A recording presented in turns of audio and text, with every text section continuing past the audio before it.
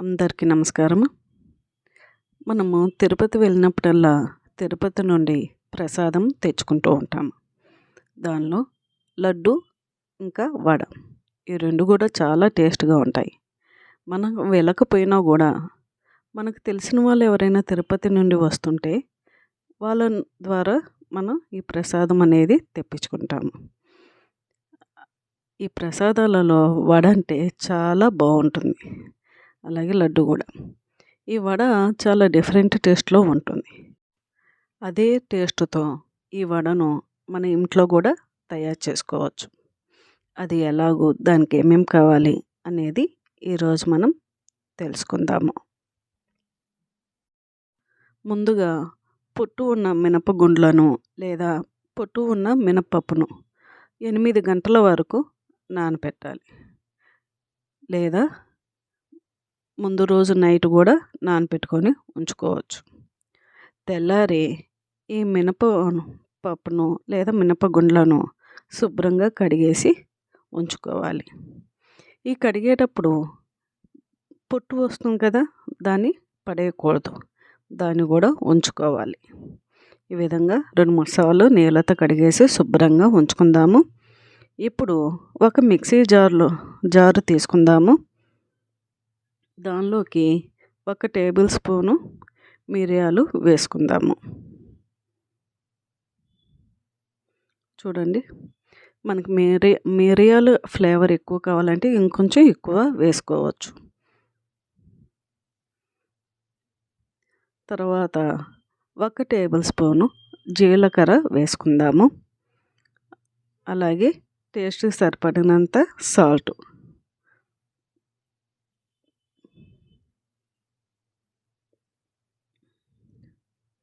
వేసుకుందాము.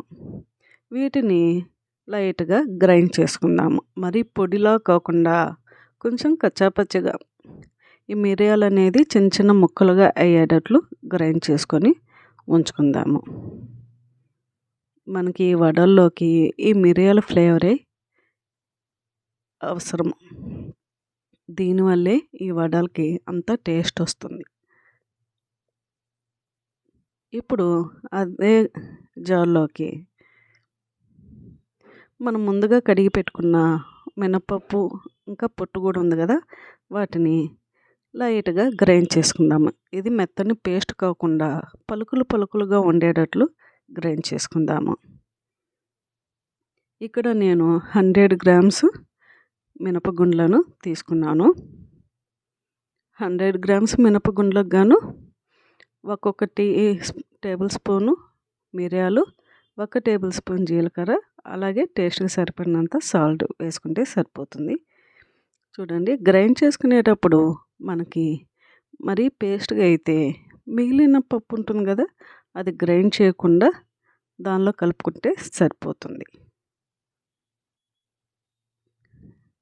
అయితే మనం గ్రైండ్ చేసుకునేటప్పుడు కొంచెం కచ్చాపచ్చగా లైట్గా గ్రైండ్ చేసేసుకొని తీసుకోవడం మంచిది.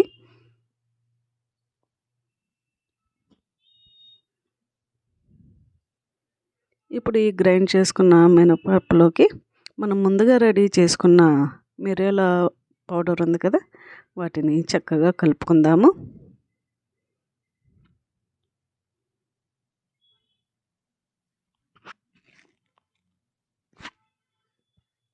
ఇప్పుడు కలుపుకున్న తర్వాత ఒకసారి టేస్ట్ చూసుకుందాము.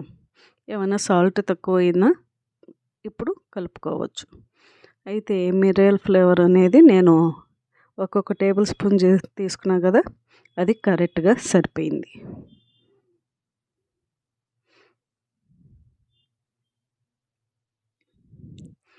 ఇప్పుడు డీప్ ఫ్రైకి సరిపడినంత నూనె పొయ్యి మీద పెట్టుకొని అది వేడి చేసుకుందాము. అది వేడెక్కిన తర్వాత మనం ముందుగా కలుపుకున్న పిండి ఉంది కదా, మినపప్పు, దాన్ని ఈ విధంగా ఒక గిన్నె బోలిచి దాని మీద తడిగుడ్డ వేసి దాని మీద ఈ విధంగా చెక్కలాగా ఒత్తుకోవాలి. చూడండి ఏ విధంగా చేస్తున్నానో. ఇప్పుడు దీన్ని తీసేసి నూనెలో వేసుకోవాలి. అయితే లో ఫ్లేమ్లో పెట్టేసి నెమ్మదిగా వేయించుకుందాము. ఇవి వేగడానికి కొంచెం ఎక్కువ టైం పడుతుంది. అంటే 4-5 నిమిషాల వరకు పడుతుంది.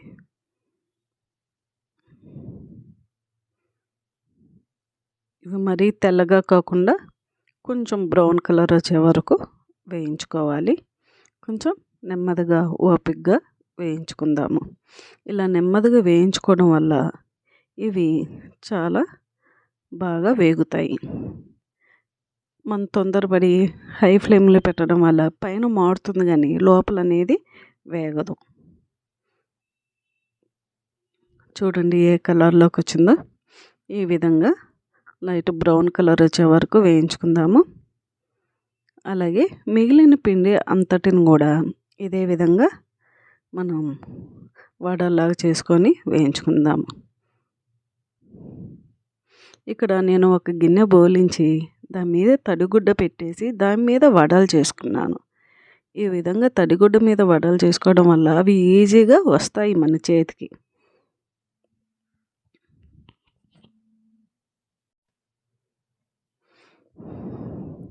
ఈ విధంగా మనం పిండి అంతటిని కూడా వడల్లాగా చేసుకొని వేయించుకుందాము. ఇక చూడండి, ముందు 2 వడలు లైట్గా ముందుగానే తీసేసుకున్నాను. ఇప్పుడు 3వ వడ కూడా వేసాము. ఇప్పుడు మిగిలిన వడలు కూడా వేసుకుందాము. ఇప్పుడు వీటి మూడింటిని కూడా చక్కగా వేయించుకుందాము. ఫస్ట్ ఎందుకు విడిగా తీసానంటే, ఇప్పుడు మనం వేసే వడ దానికి అతుక్కోకుండా ఉండటానికని ముందుగా తీసి పక్కన పెట్టాను. ఈ వడ వేసిన తర్వాత జస్ట్ కొంచెం సేపు ఉంచి మిగిలిన వడలు వేస్తే ఇవి అతుక్కోవు. అందుకని నేను ముందుగా తీసి పక్కన పెట్టి తర్వాత మిగిలినవి కూడా వేసాను. అంతేనండి, మనం తిరుపతి ప్రసాదం వడలు రెడీ అయిపోయినాయి. ఈ వడలకి మెయిన్గా మనం పప్పుతో పాటు ఉండే పొట్టు ఉంది కదా, పొట్టు మిరియాలు మెయిన్ ఫ్లేవర్ ఇస్తాయి. వీటి వల్లే ఈ వడలు అంత టేస్ట్గా ఉంటాయి. అంతేనండి. ఇప్పుడు చూశారు కదా, ఈ వడలు చేసుకోవడం చాలా ఈజీ. మీరు కూడా ట్రై చేసి చూడండి. ఈ వీడియో కనుక మీకు నచ్చినట్లయితే మా ఛానల్ని సబ్స్క్రైబ్ చేసుకోండి, లైక్ చేయండి, మీకు తెలిసిన వాళ్ళందరికీ షేర్ చేయండి. Thank you for watching.